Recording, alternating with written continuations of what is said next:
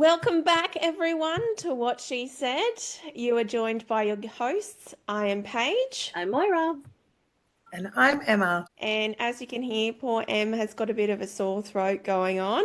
She's got one of those 1-300 numbers going on. Side hustle working. Yeah. Yeah, I've been practicing. Welcome back to another week of catching up on MAFS. Now, we are getting down to the pointy end, and I tell you what, we are so excited for it to be at the pointy end already.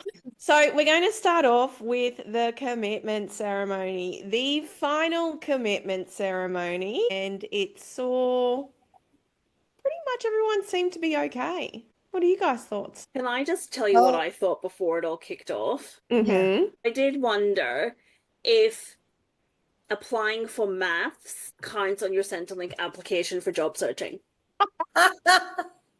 Apparently a lot of the cast have lost their jobs over these. Yeah, I saw that too. Also, just since we're talking about that, I did see on one of the ads when I was catching up on MAFS today, Mike, he used to be in a MAF. I don't know what season he was in, but he's now on Love Triangle. So I wonder, do these shows only cast actors? Like, what's the go? Well, that was like Sierra, who was on The Bachelor, and now she was on MAFS. And then TJ's was on Big Brother. Big Brother. Ryan was an actor on something, I don't know. Beauty and the Beauty Geek. and the Geek. Yeah, I mean, they've all been on TV before. Yeah, that's right. Clearly, it's not about getting, normal, average, everyday couples together. It's more about getting ratings for Channel 9 because all of these people have already been viewed before. So clearly they don't care about those that don't actually have an acting background or have a huge following on social media. They just want to get their own clout out there, don't they? That rings so true in the episodes that are to come that we're going to talk about when they get an option to meet the plan B, who was the other person that they were paired with. And you look at them and you go, they actually would have suited better. But look, I guess the commitment ceremony kicked off with Jimmy and Dave. I think that he has just realized that if he doesn't try and turn this around and put his lovable act on, then he is going to cop so much backlash from people once it airs. And I think he's just trying to be popular. He's just pretending so that he can make it to the end and also look good. Yes, yeah. The jury's still out for me with Dave and Jamie. I don't know. I can't tell. I have a gut feeling that you guys are right, but who knows? Yeah. And then you had Rhi and Jeff. They're just much for muchness, really. All loved up, continuing on their way. Then they had TJ and Beth, and I feel like he just wanted to play around.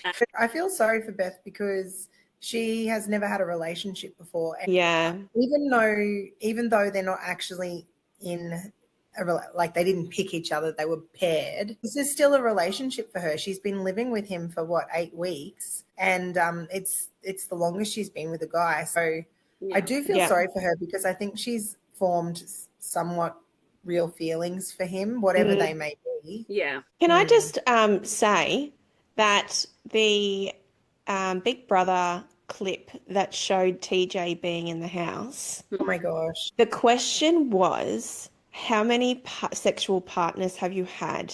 And he said over 200. Yeah. He's been harping on about having a connection mate. What connection is that they've got the ability to accept you? Now, I'm not saying that, having that amount of partners is wrong or offensive or anything. You do you, boo. That's completely fine. What I'm saying is that he has said to Beth the whole way through, I need to have a meaningful connection, and yet his past is dragged up from social media, as we're bringing up, and it's showing that he hasn't needed a meaningful Maybe he's had a meaningful connection connection with over 200 people. How do you know? Possibly. I'll eat my words. I just find it interesting, someone who announces that number. Someone could go, look, it's a lot. They don't need to be specific. Again, it's clout. I would hope that he wrapped it too. Like, I would not be going anywhere near him. I hope he's sponsored. Wrap your tool, don't be a fool. That's right. Yeah. Yeah, anyway, he's not interesting for me. I feel for her though. Yeah. Yeah.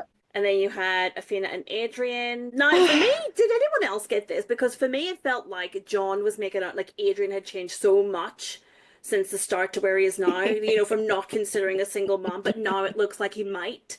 Actually, there's a realm of possibility that he might even consider it. I was just like, bollocks to this. He's got No way. whatsoever. No. But it's like I said the last week, they were not having these conversations. It was Cleo that was like, well, will you move to WA? Exactly. Like, You're very so they admitted that they were not having these conversations because I guess she didn't want to know the answer, and he was just like, if we have these conversations, then I'm not going to have a connection. Maybe that should have been one of the tasks, was talk about the roadblocks that are in your relationship. Speaking of roadblocks, poor Awhina being matched up with somebody that doesn't even live in her state, and then being matched up potentially with someone else that doesn't live in her state. At least the other person had the thought of, well, do you know what? If it actually works, I am willing to move. Whereas Adrian is a steadfast, no, I'm not moving. My whole life is in I am not moving. He did say he'd move for the right person, but it's very clearly it's not Awhina. I did talk about this in the last one, that their family do seem to be really solid together. Exactly. Awhina has Cleo and her son and her mum, and obviously maybe the son's father's over there. So that would be a really hard move for her. Exactly. And then he also has a really tight-knit family, so I can understand why he wouldn't want to leave. His twin and his sisters and his family, because they seem like they have a tight-knit connection. I think it was a really silly match to match two people from out of state. Yeah. So let's just look at the situation. Awhina didn't even introduce her son in homestay to Exactly. Anthony. They should have just called it quits. It wasn't going to happen. It was never going to happen. She's seen the warning signs from the beginning. I don't think, though, that even if it was going well, I would have introduced my child to that person until... It's only been like 8 weeks. No, it's been 3 months since the beginning. So it's been 3 months, I guess. That's what they're saying. It's been 3 months, but they haven't lived outside of the experiment, and also they live in different states. So until maybe you were like 6 months, at least, well, for me, it would be like at least 6 months. I wouldn't be introducing them to my kid either. Yeah. My choice, though, I guess. Everyone's different. Yeah. I can't really weigh in on it. I'd be like, here's my dog. I don't know what I'd do. I don't Walk my dog. Here's my... And then you've got Paul and Karina, and it triggered something in me. I was like, why didn't we see Karina at Paul's place? Right. I actually thought about that too. I was like, we saw them at Karina's, but where was Paul's family? Why didn't he get an Airbnb like Jacqui did? Does his parents are they in France? Is it just him and his sister in Australia? I have no idea.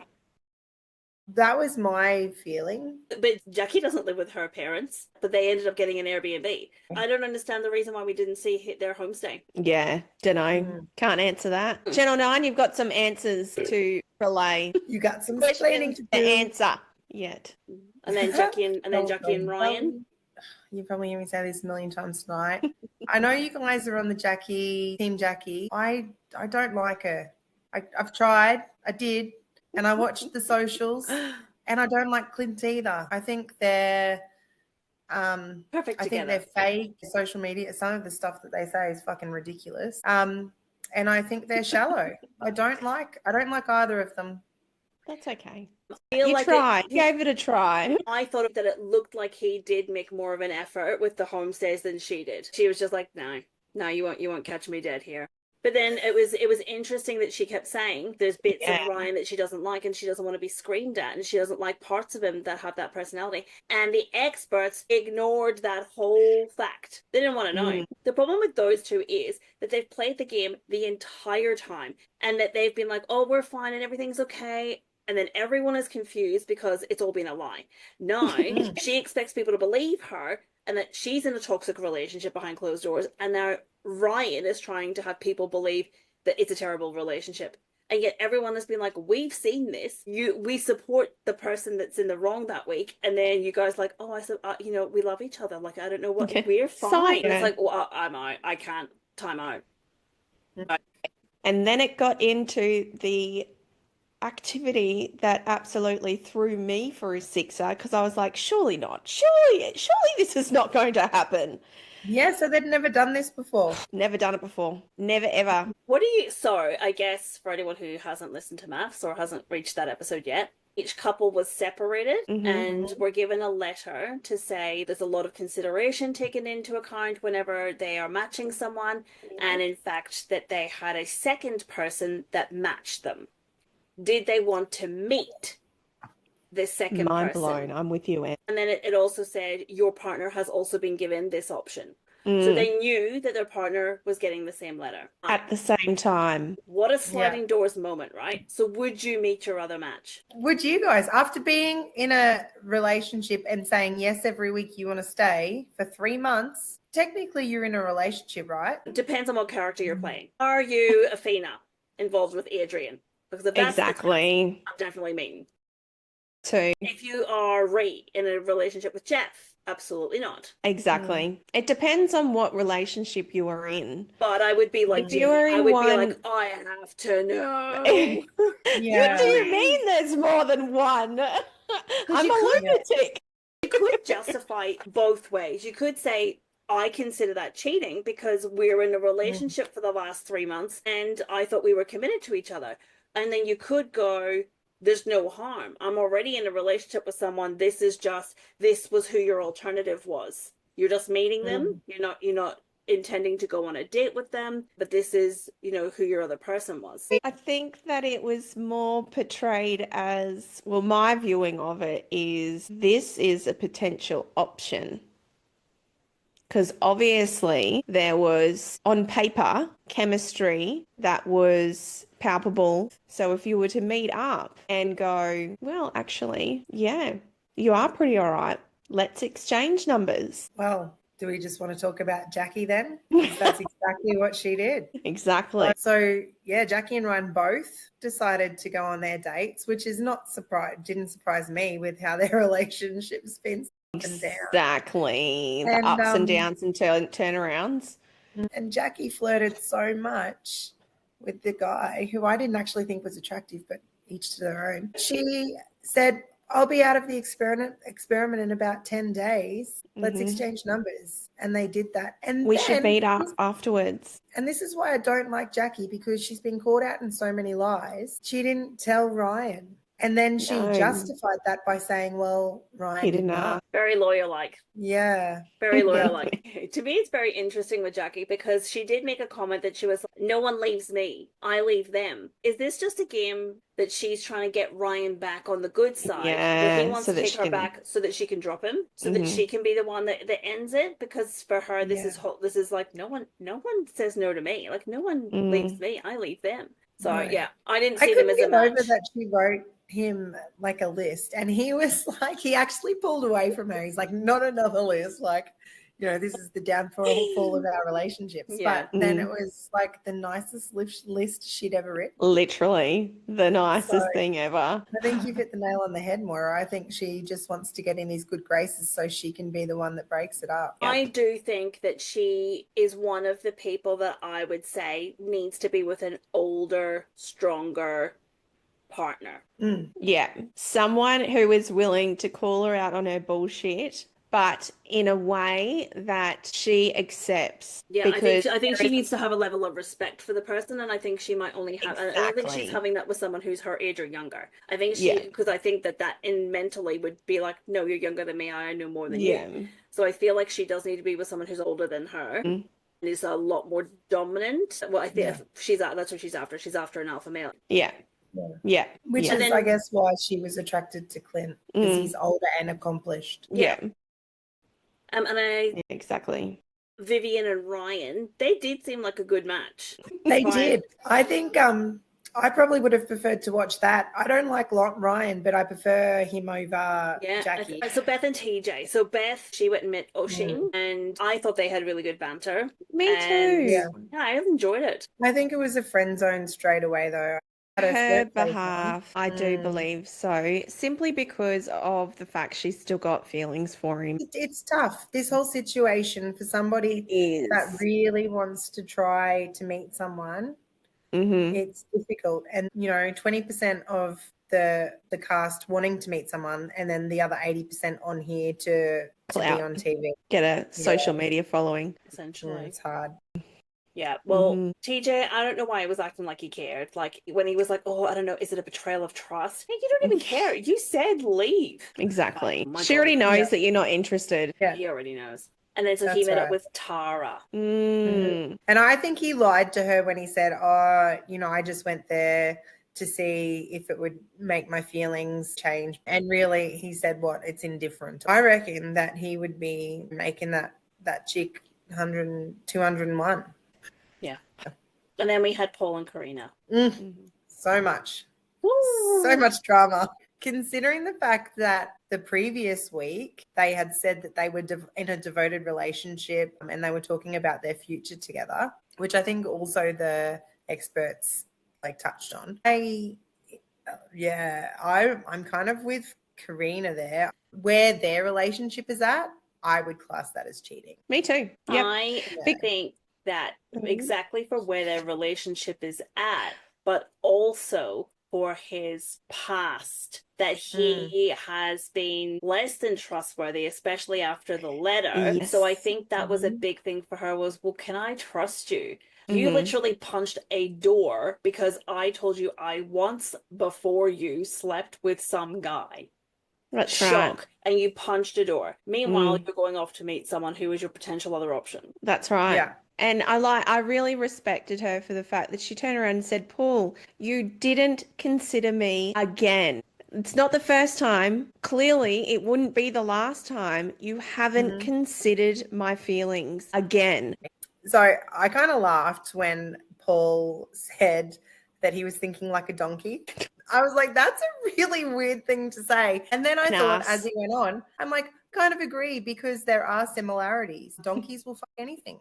And I'm pretty sure that Paul is an habitual cheater. Just from his actions, I wouldn't put it past him. He's a bit of a snake in the grass. I appreciated what Hannah said, who we met up with, which was, I don't think that he is a trustworthy person, because if he's coming on to see, just curious, then clearly he'll be curious in whatever relationship he gets into. I'm like, yes, girlfriend. Yes, he will be. You know what's interesting for me is that the fact that before he even knew what this challenge or task was, he was like talking about him and Karina, we're strong, we're united, me and my little princess Karina. And then he gets to a room and gets a letter and says, do you want to meet someone else? And he's like, oh shit, yeah. Like, and then so he meets Hannah, and she obviously has met a Paul before, because she was like, if you're so happy, why are you here? Well, have you done this before in the past? And he's like, huh? Well, there you go. You're a liar. And then she's like, I don't want to be in a relationship with someone who is as curious as Paul. And I thought that was a really good way of saying, this is not the first time you've done this. And it's clear as day. Like, you could see it from the start. And he gave me the ick. So when he came back to the room, I think he knew he was in trouble because of what Hannah had been saying. So then he walked back into the room and he was all over her saying, oh my God, I saw her, but all we did was talk about you. And, I was curious. Like, I just wanted to know. I've got a couple of things. So I do think that just Paul has no emotional intelligence or ethical compass at all. Literally. And I was just thinking. I disagree with that. He does have emotional intelligence. He knew what he was doing. He knew. It was a decision. Yeah. Yeah. I suppose it comes down to choice again, doesn't it? Probably done it before and not been caught, or it's been okay. Look, I think that he personally needs to have like Google or Chat GTP to answer his moral questions before he makes a decision in future, because I think that'll get him out of a lot of future drama. It's just very clear he has no self-control. But also, she's saying, I'm worth so much more than this. And he keeps talking over her. Is he just trying to wear her down? Is that what he's trying to do? He's just trying to wear her down so that she just goes, oh, I can't be bothered with this anymore. Yeah. That's exactly what I would do. I think that's worked before, because she has been the more submissive in the relationship, I think. Yeah. And yeah, I don't think it's going to work now, Paul. 2 feet deep in that hole, mate. Yeah, that's right. So then we moved on to the next episode, and that saw Jamie and Dave, Awhina and Adrian. Jamie just cracks me up. I loved when she said, I come from a family where my dad would shush us at the dinner table to listen to the neighbors arguing next door. And I was like, yeah, I love that. Oh, I could I'm here for that. I'm not getting dressed up. I'm going to wear my Vans. That's right. I did find it intriguing, though, that she was looking for an interpretation clause within the words. Yeah, she's like, it's not a date. It's not a date. Yeah. But apparently that he had flown in, and the production told him that he potentially might ruin a marriage. And so he was like, well, I don't want to be a part of that, so no. Why would they say that? So that the production stopped it. That's a whole different story. Well, that's what it says on social media anyway. Might not be the truth, but that was one story that came out. My goodness. Well, I just don't know why he would have flown in and then, fucking MAFS. Anyways, I liked how Dave probably thought that she was going to do it because he knows that she is nosy. I don't know if he was upset or disappointed. He may have been because he chose not to go. I think he looked a little bit disappointed. Yeah.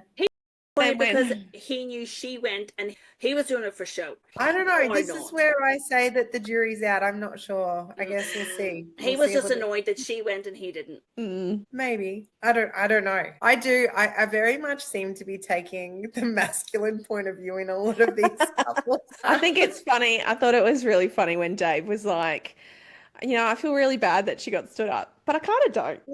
And he's like, I'm just going to make fun of you for a little while. Yeah, okay. And then we'll move on. So I liked that. I liked how we could make light of the situation. Yeah. And then you had Adrian and Awhina. Is anyone shocked that they went? Because I'm not. Not at all. No. Not at all. No.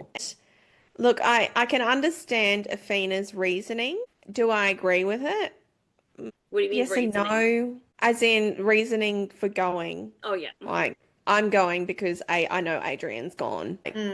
That's clear that he's gone. But why are you now upset at the fact that he's gone when you've gone as well? You can't just... I know that you're feeling guilty. And Adrian even said that on the bed. He goes, what you're feeling is guilt. That's what you're feeling. I don't feel guilty. 100%. And that's from her. That's all on her. That's her guilt. Yeah. Because effectively I think she saw it as cheating, and that is what the guilt came from. Yeah. And she's like, we've both failed the task. That's right. I found it interesting that some of the couples did look at it as just a task. Yeah. Not a choice. And who knows? I know the producers are saying, well, you don't have to go, but are they saying it's just a task? That's right. What are they saying to persuade them? So, I mean, we don't know, but yeah, I didn't get Awhina's comments or feelings on that. I didn't understand when she'd done it too. I think from that, so I actually, when she started crying, when she read what the task was, and I had written, I wonder if she's crying because she knows he's going to go. And then she said it. She was like, I know he's going to go. So I think the reason that she was crying at the end when they both came back and were like, we both went, I think it was the realization for her that they both knew it wasn't going to work. And for her, she had thought, I have just put my life on the line for 3 months. Away from my child. And I'm never going to get that time back. And it's been all for nothing. I actually think that was more the point of why she was so upset, that she knew what she's missed out on. He was going to do it. So she was like, I know he's going to do it. So then I may as well. And maybe they're from WA. Maybe there is to get to meet someone else, someone new. It doesn't have to be a relationship. It could be a friendship, whatever. And then I think she knew he was going to, and obviously he did. And so she had thought to herself, this relationship, it wasn't as strong as we thought it was, or what she believed it was. And that just proves her point. So I think that was more where she was upset with the whole thing. Yeah. It's funny you say that, because my notes actually say, is it guilt? Does she class it as cheating? Or after meeting this other guy, does she feel she's been cheated out of a potentially better partner? So, well, she said that. She said, out of the two, I think I would have been better with Tim. Yeah. So I think they would have made a better match. I don't think she had the instant attraction to Tim that she did with Adrian. But Tim did ask the questions that I think she was hoping that she would have got. And I think actually for everyone who went on that plan B date or meet up. I think it was the validation that they needed, that they had brushed over things that do actually matter. So I think that Awhina had brushed over the fact that maybe he's not going to move, maybe he won't accept me as a single mom, there's still chance. And then meeting Tim, and in this short amount of time that they had spent together, she was like, he's already told me that for the right relationship he will move. He's also asked about my son. He's asked what I do for a job, and he actually is in kind of like the same, industry of like caring and nurturing, that sort of industry. And I actually think that was the validation she needed, that she had been brushing things away that actually were important to her. And I feel like that came from a lot of the couples as well. Yeah. Yeah. Just talking about Adrian and Maxine. They did seem like a good match. Yeah. Yeah. But I just couldn't get past her lip fillers.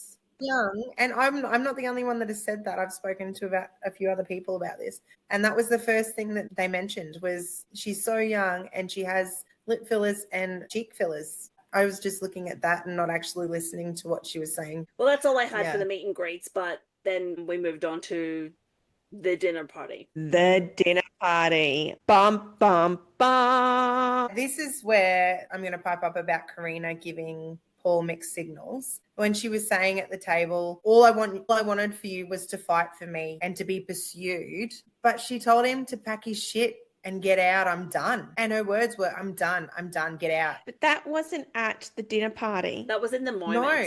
That was in the moment of him admitting that he had gone on a date. So this is why she had said, you haven't come and chased me over the weekend. I've received 3 messages from you and that's it. Well, she reportedly hadn't replied to any messages. So I can see where Paul, having the maturity of a mouse, took that as, okay, I won't contact her. She's told me to pack my shit, literally pack my shit and get out. I'm done. So I can see why he might not have gone and knocked on the door and showed her affection and all the rest, because he assumed. Yeah, but that stage, I completely understand and agree with Karina. He has done multiple things throughout the whole experiment, and she's just gotten to the last straw and gone, that's it. I've had enough. I'm not doing it anymore. You've come in, you've done the wrong thing yet again, and you want me to be okay with it? No, I'm done. That is it. I'm done. In that moment when he had come back from the date, he was trying to justify him going on that date. She was full of rage and saying, no, there is no justification for that. That to me is cheating. And he should know. He spent the last 3 months with her moral standards, right? He's met the family. He should know. There's no excuse for that. Yeah. But then after that, so the next day, what she wanted from him was for him to come back and go, I'm really sorry. It was a pathetic excuse. I should not have done it. Text message. Come and knock on the door. Yeah, exactly. Yeah. Like a man. Oh, you guys know that. I know that. Paul doesn't know that. Because that's not mixed signals. That's a grown-ass relationship. We're not teenagers here. And for him then to turn around and say, I took her a coffee and a patisserie, and I didn't even get a thank you. You're groveling, mate. You are at the groveling stage. You know what I'd actually thought about that? I was like, well, she didn't actually tell anyone that he'd taken her a coffee or whatever he said. Maybe the producers had intercepted that and taken it, because he said he just left it at the door. So I'm like, maybe they removed it and she didn't even know about that. I wouldn't put it past them. Yeah, really, because in that moment I was thinking, I wonder was it like a chocolate stuffed croissant? That to me says I'm sorry. Ham and cheese croissant says I got 2 for 1. And then at the dinner party, he was like, of all the good things that I've done, and everyone just focuses on the negative. Oh, he's funny. He should do stand-up. He's really funny. Look, I kind of called it right back at the start in the first episode. If I had like a shot for every time she rubbed that in our faces, I would be. No, I did. I'm a good judge of character. I'd be drunk by now. Yeah, exactly. We'd be falling off our chairs. I don't trust him, and I hope Karina treads cautiously from here on out. I guess I would have preferred it unedited. It was good to see how the whole table reacted to the task, because here's Paul getting absolutely berated for going, and Adrian's sitting there going, well, I went. Jamie's like, well, I went. Ryan and Jacqui are like, well, we went. Yeah. And Awhina is sitting at the end going, how the hell are Jacqui and Ryan still together and me and Adrian are calling it quits? Like, we are not making it to final vows, and this circus over here is. I'd actually written down Jacqui and Ryan are absolutely fucking delusional. I don't understand them. And you clearly know, like when Jacqui said, I'm out of here in 10 days, give me a call or let's exchange numbers. She's not in it. She's lying through her teeth. I don't like her. I don't understand her. And she infuriates me. Don't hold back, Em. Tell us how you really feel. She's been planted by another station. Is this the last week? So what? Hold on. Is there a reunion? What is next? Like, what's happening? There is a reunion, but I believe that's I think we've got another week. Is this where everyone hooks up? Because I've seen pictures of Awhina and Billy. Yeah. Mm-hmm. I've seen pictures of Karina and Billy. Yeah. Who else are we seeing? Jacqui and Clint. Yeah. So Billy's getting around. I don't know what's going on there. What's truth? I don't know. We can't trust the media. I don't think Billy's in a relationship with either of them. I think it's just paparazzi. Because I had seen on TikTok someone saying that they were at a coffee shop and she was like, I thought this was just like from big movie stars and stuff. But I just saw Ryan at a coffee shop. And then Karina talking to some paparazzi, and he was like, oh, I missed the shot, like, blah, blah, blah. I mean, I feel like it's just all paparazzi and trying to trick everyone. Probably. The paps are probably all paid by Channel 9 anyway. I feel like if you're going out to dinner every week with people and you're talking about things with like a group of people over like a 6 to 8 week period, you're going to become friends with them. So you're just going to want to catch up with them and act like you're all mates. So I think that's exactly what's happening. I don't think there's anything romantic in anything. No. Just before we end this, do we think that all of those seconds, which is such a bad term, all of the seconds backup plans will be a spin-off show? Or on the next MAFS. Interesting. No. I don't actually think they were backup plans at all. I think they were just hired actors. You think they're all hired actors? I somewhat believe them. Conspiracy.